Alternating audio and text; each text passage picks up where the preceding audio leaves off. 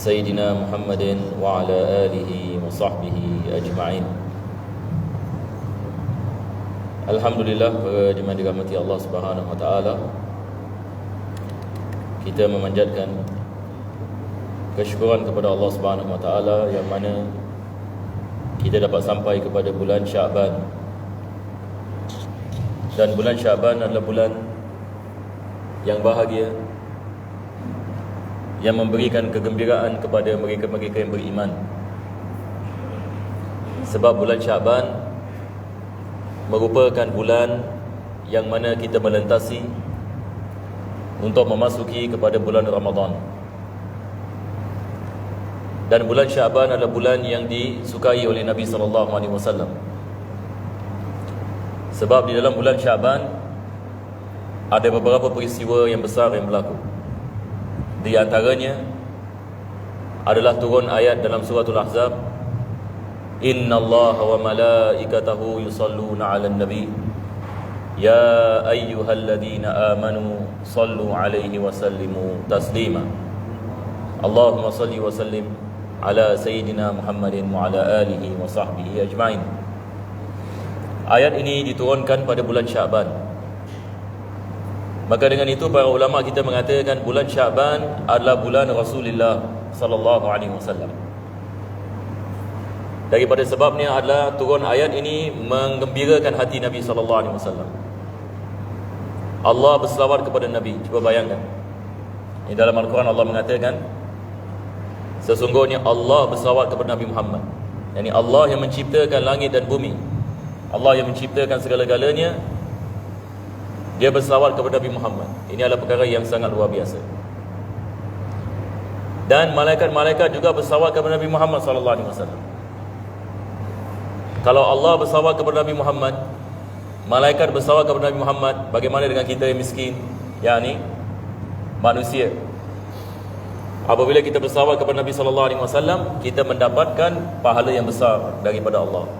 Yakni kalau Allah berselawat kepada Nabi Muhammad, malaikat berselawat kepada Nabi Muhammad, maka manusia apabila berselawat kepada Nabi Muhammad sallallahu alaihi wasallam akan mendapatkan bahagian daripada rahmat yang Allah mencucuri kepada Nabi Muhammad. Jadi berbahagialah mereka yang berselawat kepada Nabi Muhammad sallallahu alaihi wasallam. Dan kita bersyukur Allah menjadikan kita di antara umat Nabi Muhammad. Dan Ramadan, para ulama kita mengatakan dia adalah bulan yang dibagi umat Nabi Muhammad. Sebab Allah Subhanahu wa taala menurunkan Lailatul Qadar dan menggandakan pahala yang tidak diberikan kepada umat-umat sebelum kita. Umat Nabi sallallahu alaihi wasallam diberikan satu malam khairun min alfi syahr. Lebih baik daripada 1000 bulan. Sebab sahabat datang kepada Nabi sallallahu alaihi wasallam mengatakan, "Ya Rasulullah, umur kita pendek-pendek. Umur umat Nabi Musa alaihi salam, Nabi Nuh 1000 tahun." Sebagian dari umat ini pada zaman dahulu 500 tahun. Mereka hidup 500 tahun. Ada hidup 600 tahun. Seorang daripada Bani Israel berjihad fi sabilillah 400 tahun. Masya-Allah, 400 tahun berjihad. Jadi macam mana? Umur umat Nabi sallallahu alaihi wasallam 60-70 tahun. Maka Allah Subhanahu wa taala mengatakan, "Wa ma adraka ma lailatul qadr." Yani tidakkah kamu mengetahui apa Lailatul Qadar? Apakah malam Lailatul Qadar? Lailatul Qadri khairun min alfi syahr. Malam Lailatul Qadar itu lebih baik daripada 1000 bulan. Maka ini menggembirakan umat Nabi Muhammad sallallahu alaihi wasallam. Dan ini akan menyebabkan kita menunggu kedatangan Ramadan dan meraih daripada keberkahan bulan Syaban dan juga bulan Rajab yang telah lepas. Dan kita sekarang berada pada pintu pada bulan Ramadan. Maka sekarang adalah masanya kita melakukan persiapan bagi Ramadan. Persiapan bagi Ramadan bermula dengan bulan Rajab sebenarnya. Persiapan bagi Ramadan bermula dengan bulan Rajab. Bila kita masuk Syaban, kita sudah pertengahan jalan. Jadi sekarang kita nak kena melakukan persiapan. Apakah yang perlukan kita melakukan persiapan? Daripada persiapan yang kita perlukan, kita memastikan, kita cuba insya-Allah kita bangun malam. Kita bangun sebelum subuh. Dan sekurang-kurangnya kita melakukan salat 2 rakaat. Sekurang-kurangnya. Ini adalah persiapan kita bagi bulan Ramadan. Jadi kita melakukan solat 2 rakaat sebelum subuh, sama ada kita melakukan 2 rakaat witir ataupun 2 rakaat tahajud ataupun 2 rakaat istikharah dan sebagainya. Ini dikirakan sebagai solat sunat tahajud. Sebab solat sunat tahajud dia adalah solat yang dilakukan selepas kita tidur. Juga daripada persiapan bagi bulan Ramadan adalah Al-Quranul Karim. Hari ini kita menanyakan diri kita, satu hari berapa banyak Al-Quran kita baca. Kalau kita mendapati diri kita tak baca Al-Quran, kita harus ini menangis. Allah mengatakan dalam Al-Quran, falyadhaku kathiran. Hendaklah yakni mereka falyabku kathiran. Hendaklah yakni mereka menangis dan tidak yang diketahui ini dengan banyak. Kalau kita mendapati diri kita tidak ada nasib daripada Al-Quranul Karim, umat Nabi SAW perlu kita baca tiap-tiap hari. Paling minimum 1 muka surat. Paling minimum. Tetapi tiap-tiap hari kita mesti diwirid bacaan. Jangan berlalu 1 hari tidak ada Al-Quran kosong langsung. Maka hati kita boleh mati. Kalau hati 1 hari tidak ada Al-Quran, 2 hari tidak ada Al-Quran, 3 hari tidak ada Al-Quran, 1 minggu tak ada baca Quran, 1 bulan tak ada baca Quran, apa jadi? Maka hati kita akan menjadi malam. Jadi hati apabila menjadi malam, ini masalah sebenarnya. Masalah kita adalah kalau sekiranya hati kita menjadi gelap. Hati kalau jadi gelap, kita buka pintu 1001 masalah, dan kita mungkin susah nak mendapatkan penyelesaiannya. Jadi kita selesaikan masalah dengan Al-Quran, kita selesaikan masalah dengan salat, kita selesaikan masalah dengan doa dan zikir. Nabi SAW mengajarkan kepada kita selesai masalah dengan amal. Itu sebab dalam Al-Quran Allah mengatakan, wa man yattaqillaha yaj'al lahu makhrajan. Barang siapa yang bertakwa kepada Allah, Allah akan berikan kepadanya jalan keluar, makhraj. Jalan keluar daripada apa? Jalan keluar daripada masalah. Apa saja masalah di dunia ini. Sama ada masalah dalam keluarga, masalah dalam diri, masalah dalam pekerjaan, masalah dalam kewangan, masalah dalam keamanan, masalah dalam ketakutan. Islam mengajarkan kepada kita makhraj, yakni ada jalan keluar. Segala masalah yang kita menghadapi dan ujian daripada Allah, ada jalan keluarnya. Al-Quran mengatakan sedemikian. Tetapi Al-Quran mengajarkan kepada kita jalan keluarnya adalah dengan ketakwaan. Yani apabila kita bertakwa kepada Allah, Allah akan berikan kepada kita jalan keluar. Tapi kalau kita tidak bertakwa kepada Allah, susah kita nak cari jalan keluar. Kita menyangkakan satu perkara jalan keluar, tapi bukan jalan keluar. Dan Allah mengatakan wa yarzuqhu min haitsu la yahtasib. Allah akan memberikan rezeki daripada sumber dia tidak menyangkai. Maka rezeki datang dengan ketakwaan. Apabila kita melaksanakan ketaatan kepada Allah dan meninggalkan maksiat, Allah bukakan kita pintu rezeki. Tapi ini ramai manusia tidak mengetahui ini. Orang yang tidak beriman tak faham perkara ini. Orang yang tidak beriman, dia tidak faham rezeki boleh datang ini dengan ketakwaan. Tapi kita orang Islam, alhamdulillah, Allah berikan kepada kita Quran. Kita baca Al-Quran, Allah memberikan kepada kita solusi bagaimana kita nak selesaikan masalah. Jadi ini adalah daripada nikmat yang Allah telah memberikan kepada kita umat Nabi Muhammad sallallahu alaihi wasallam. Kita berdoa agar Allah berkati kita dalam bulan Syaban dan sampaikan kita kepada bulan Ramadan. Amin ya rabbal alamin. Jadi insya-Allah pada hari ini kita akan meneruskan daripada mana kita berhenti, daripada kitab Bidayatul Hidayah, yang mana penulis sedang membicarakan tentang adab-adab masuk ke dalam masjid. Jadi kita telah sampai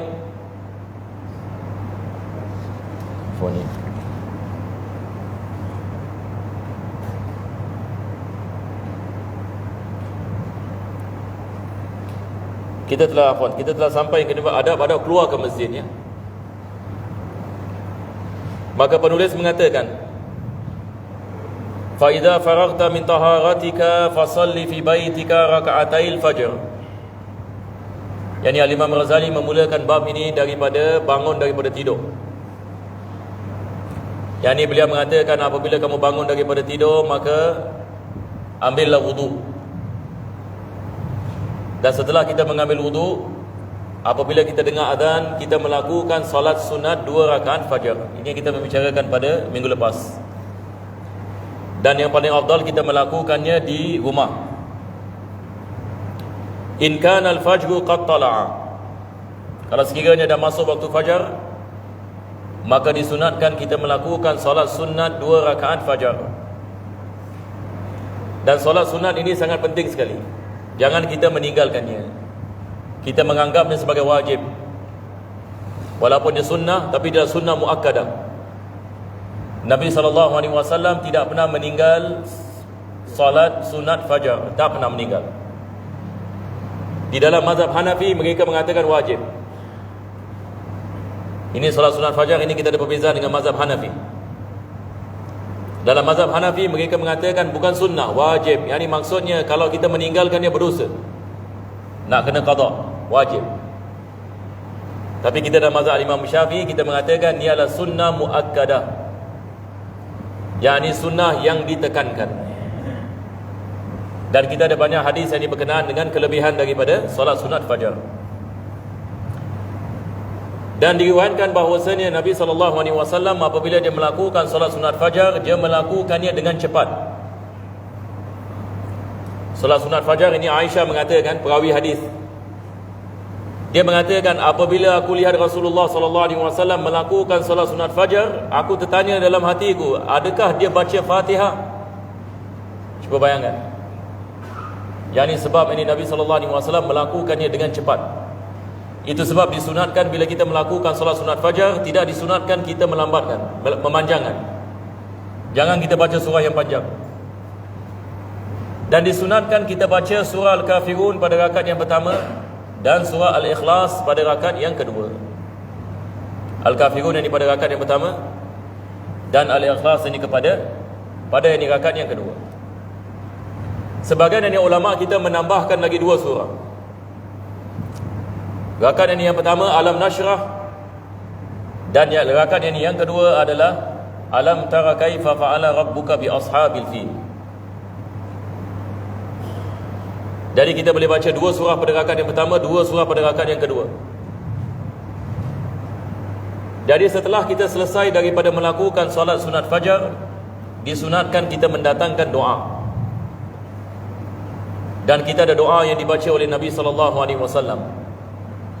Kita di Yaman dulu, guru kita mewajibkan kita hafal doa ini. Jadi saya nak galakkan jamaah semua hafal, insya-Allah. Doa yang dibaca selepas solat sunat fajar. Sebab doa ini dibaca oleh Nabi SAW, dia tak tinggal.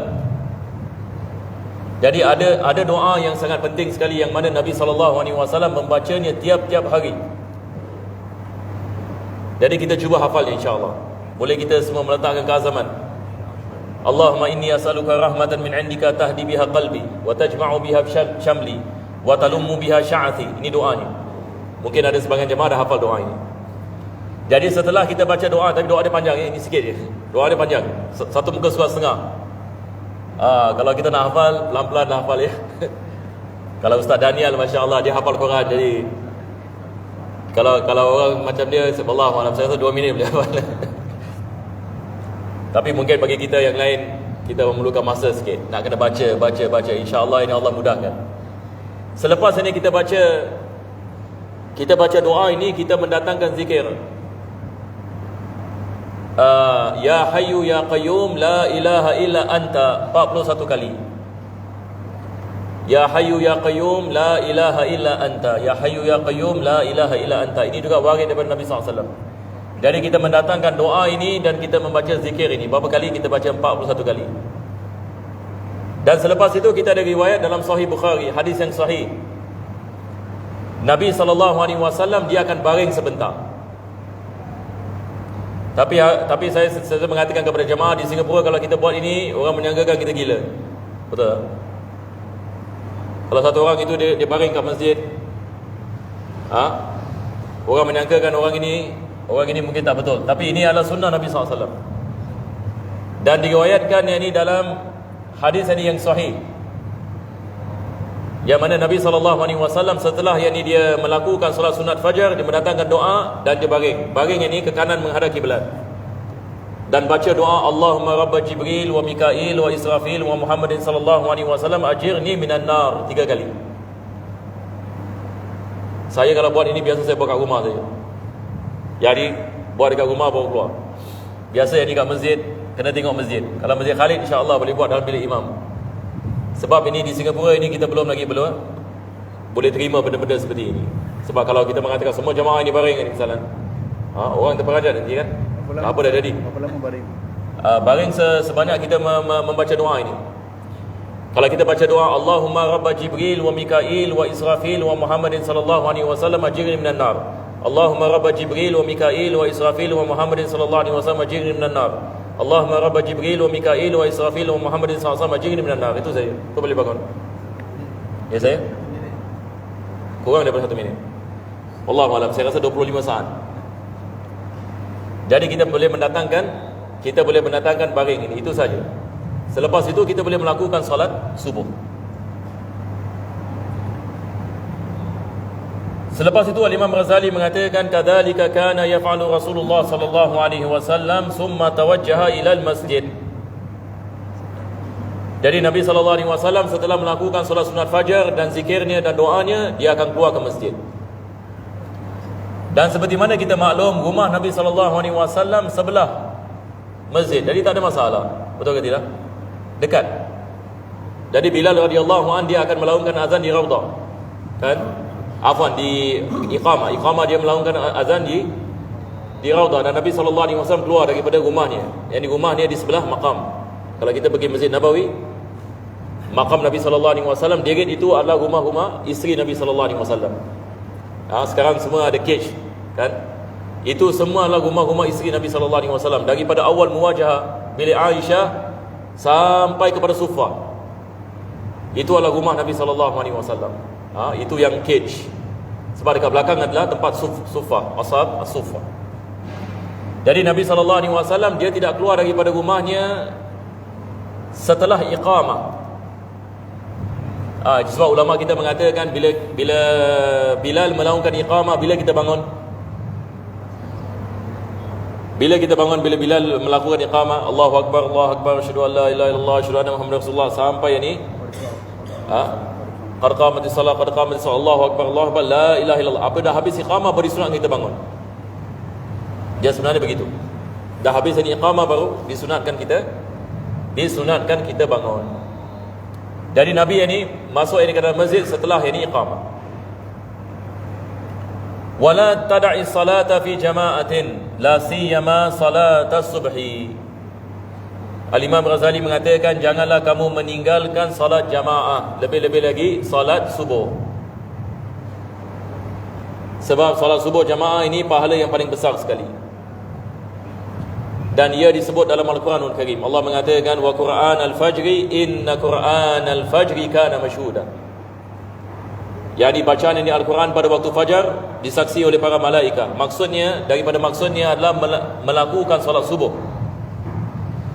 Dan solat subuh adalah jemaah yang paling afdal daripada solat-solat yang lain dan yang paling susah untuk nak pergi.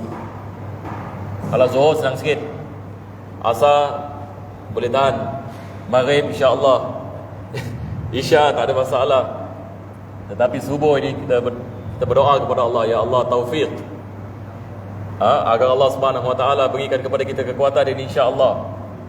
Jadi training kita pada bulan Syaban, bangun dari sebelum subuh.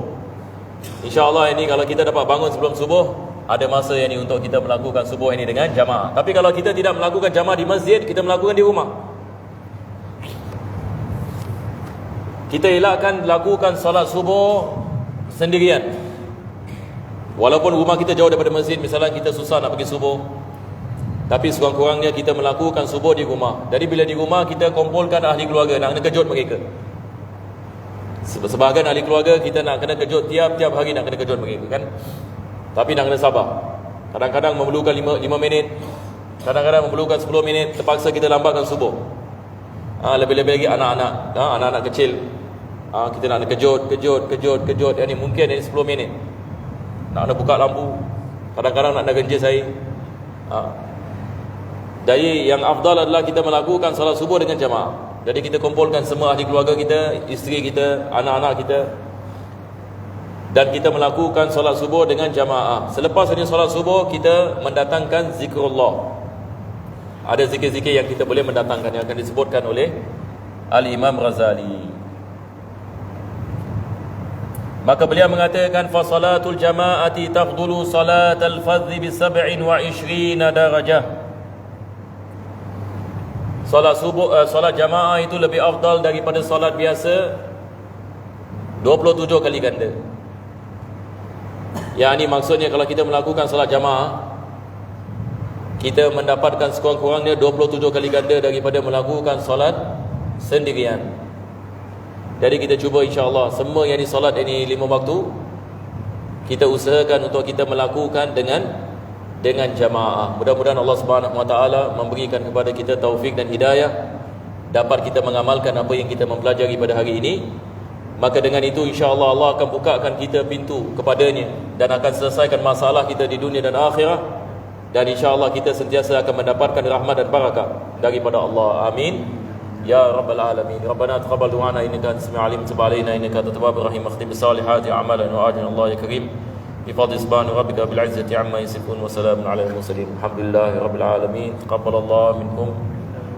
Assalamualaikum warahmatullahi wabarakatuh.